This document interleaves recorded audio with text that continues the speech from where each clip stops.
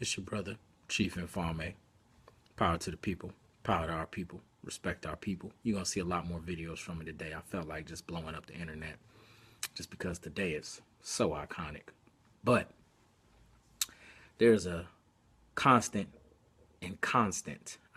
constant misconception that black history does not start with slavery. That is a lie because before certain periods in time, nobody referred to you as black. One, am I black or am I tan? Am I brown or do you get the point? Now, my mother is fairly dark skinned. My father is a little bit darker than me. This is the end result. I have brothers and sisters that are albino. I have brothers and sisters I've met that come from two dark parents and have different hues than their parents. However, the misconception and the educational point that you can debate to the end of time that doesn't bother me at all. Black history does start with slavery. Black is a classification of a multitude of races forced to mix together. And by races, I don't mean skin tone or white, black. I more so mean your tribal ancestral heritage from the motherland. Contrary to popular belief, the Ashanti and the Igbo ain't the same people. The Kushites and the Kemetics or the Egyptians aren't the same people. The Zulus and the Yoruba aren't the same people. They're very different. Now, the classification of black, however, doesn't apply to anybody anywhere else. In fact, they don't even use the word black in most places because there is some kind of distinctionary classification of something that they call people.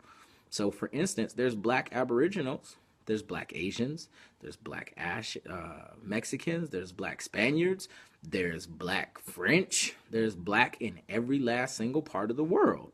However, they don't refer to them as black. They don't refer to them as a race either.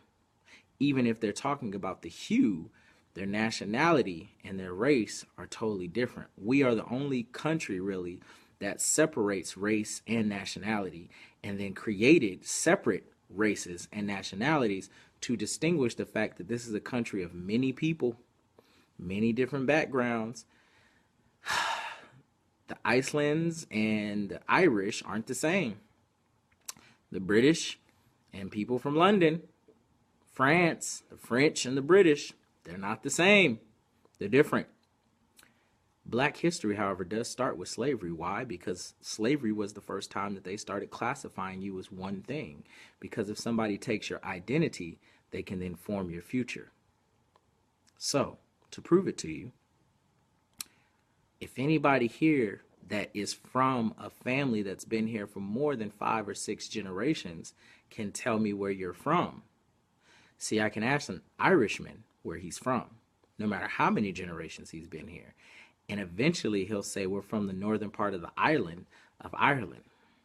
I can ask somebody that's French where they're from, or Italian, and they can tell me they are from the blase blah of Italy, and their family was there 37 generations ago, and their auntie Jay's ma came over on the great ship of 125.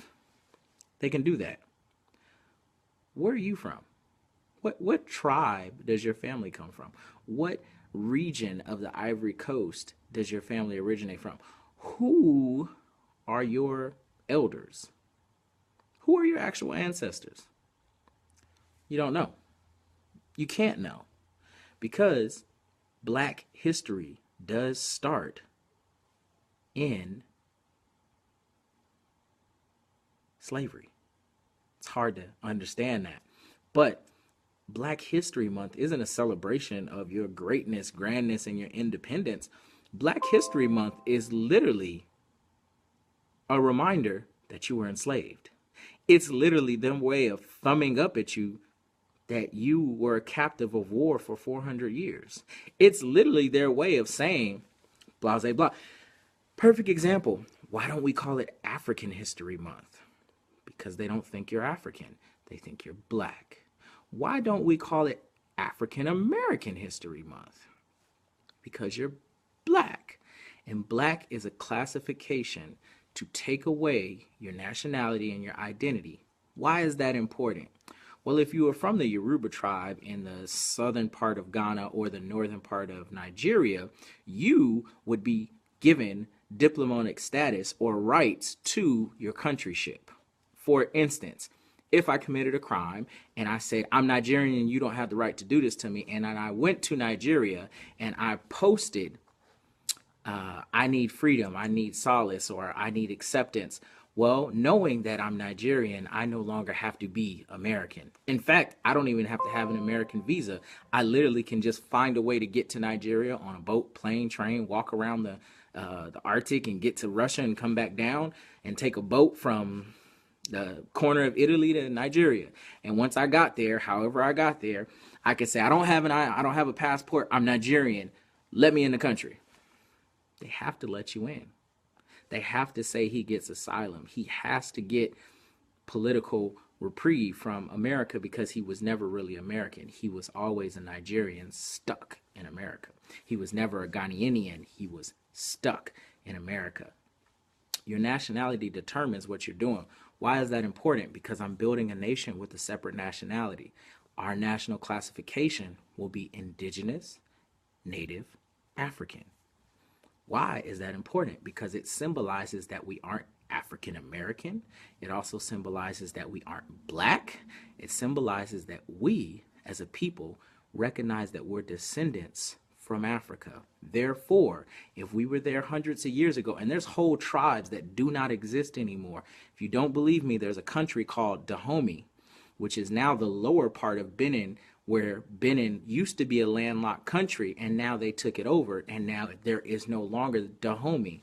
Dahomey, or the Prince of Dahomey, was the one that actually funded the Marcus Garvey movement. He actually gave Marcus Garvey a majority of the money he used to start and fund the movement. Dahomey no longer there.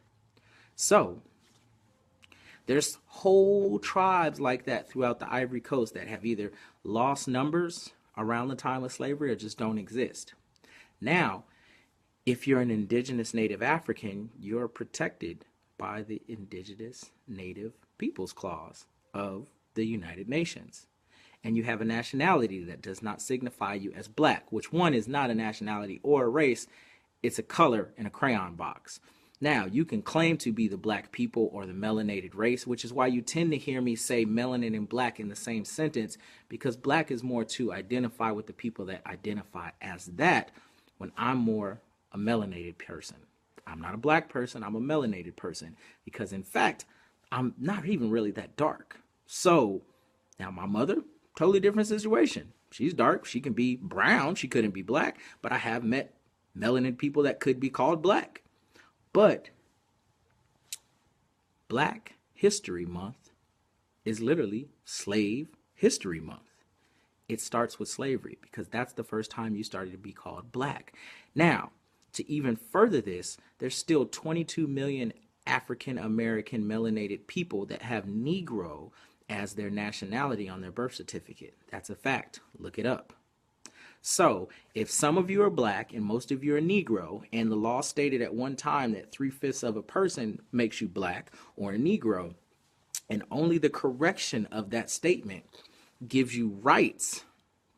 But however, if you closely read it, it gives you rights, but it doesn't classify you then as a full person. It just gives you rights of citizenship that you cannot be neglected of.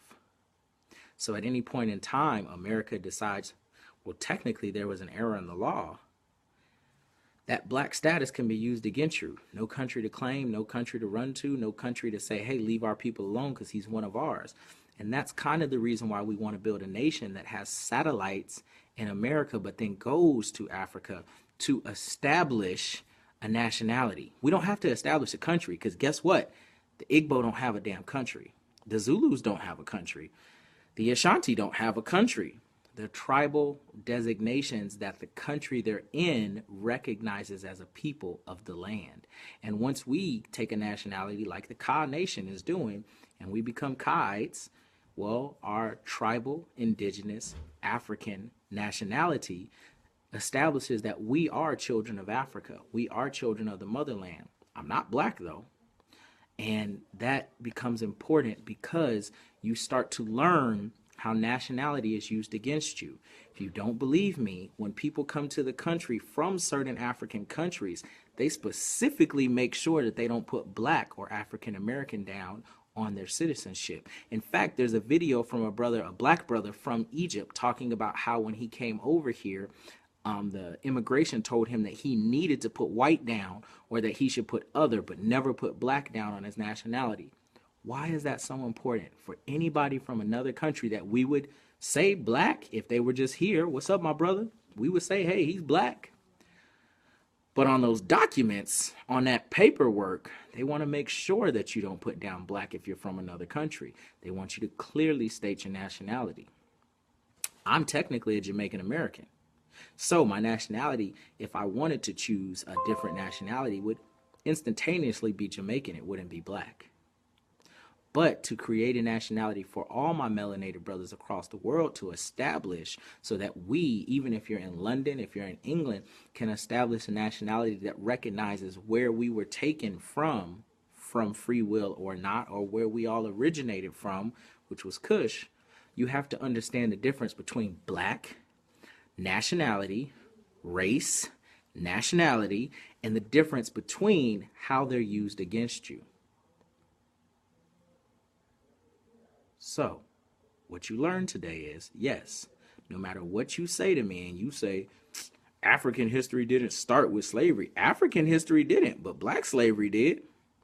African history did not start at 1 month, but this Black History Month isn't about Africa.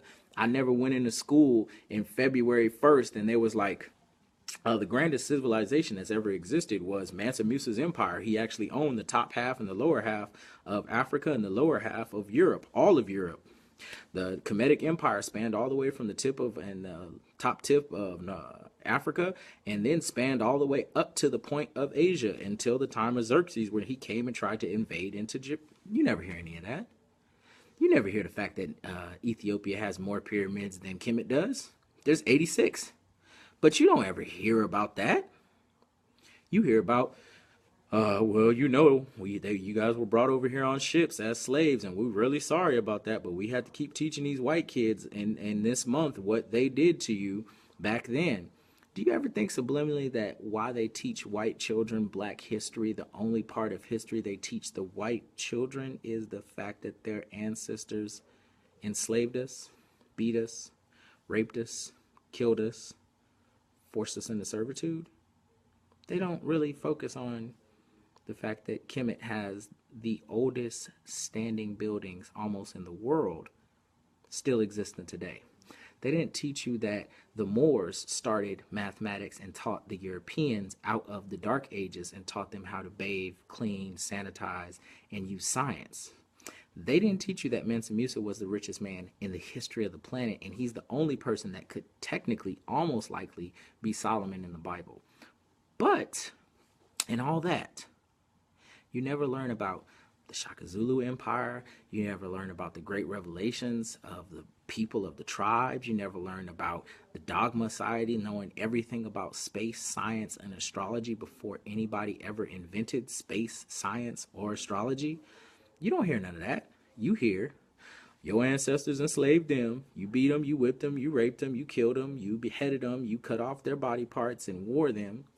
Nat Turner may have revolted and went in and killed 13 or 14 people, but they kindly actually made shoes out of his skin. And I mean that. That's a fact. They literally skinned him and made shoes out of him and made jewelry out of his body parts, killed his wife, cut her into parts, killed his children, cut them into parts, and showed them in museums like a Barnum and Bailey circus. See, you never hear that part.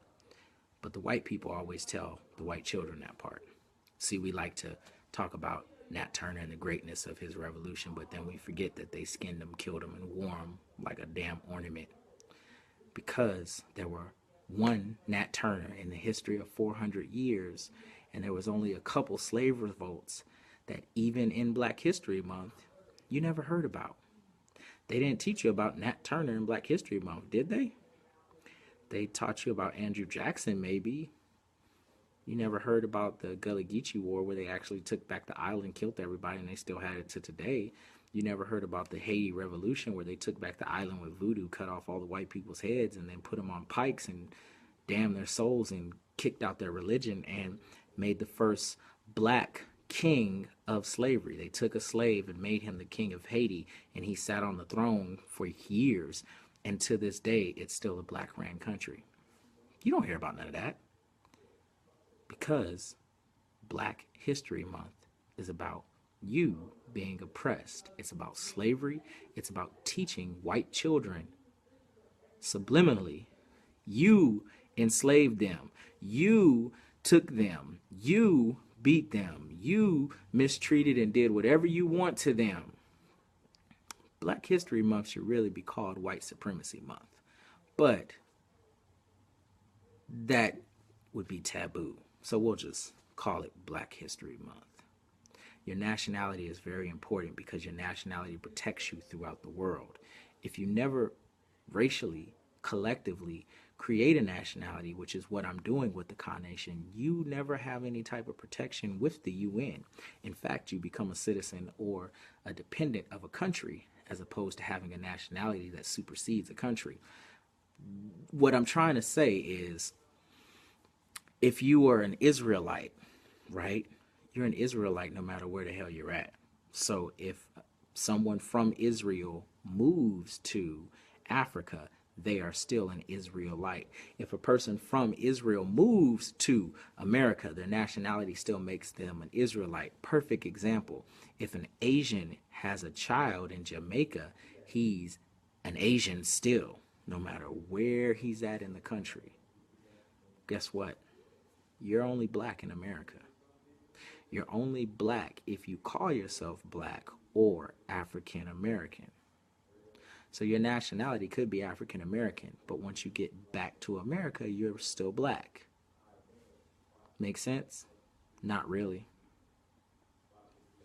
But it's a lot easier to oppress a people if you confuse them with misinformation than it is to inform them and let them make an informed decision. So this is your brother Chief Infame. I'm probably going to blow the internet up today with a bunch of information and I'll just be holding back because today is so iconic. February 1st is You Really Need Some History Month. Respect and power.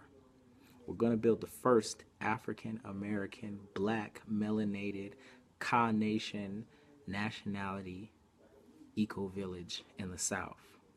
Because the South has 85% black population and 10% the average cost of land.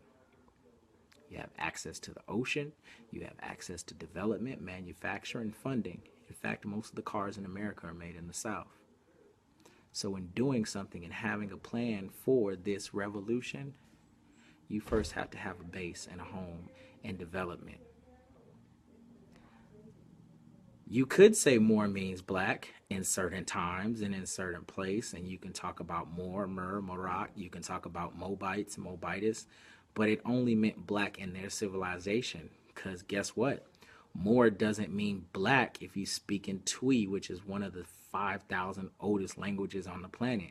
Their word for black don't got no kind of Mor in it. And I can go over 27 different African country languages, 27 different countries and the languages in those countries that are at least 2,000 to 5,000 years old. And Mor isn't how they say black. It's just a fact. Now, Spaniards may have used that word for that. That's true.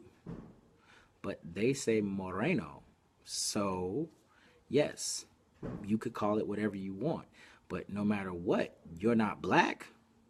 And Black History Month starts with slavery because black is a designation for descendants of slaves to be classified as ex-slaves. It's not a nationality. It's not even a race because it's a color in a crayon box. So respect, power, pass the message on, spread it as ever you like. At the end of the day, you need to unite with a plan, unite with somebody with a plan, and understand and develop what your nationality is. I don't care if you do it with me, you do it with the MST, you do it with the Nation of Islam. Their nationality is Islamic. I'm just saying, there's a reason why the greatest men that led revolutions understood that you needed a nationality. Garveyites is their nationality because they followed Marcus Garvey and they wanted to be Garveyites eventually, Pan Africanists. So they would have been Pan Africans, they wouldn't have been black. Noble Drew Ali created the Moors. Everybody that has tried to actually slave you has literally tried to create a nation for you to have a nationality. It's the one uniting thing that we all do first. Nation of Islam. That is the Islamic nationality. Respect and power.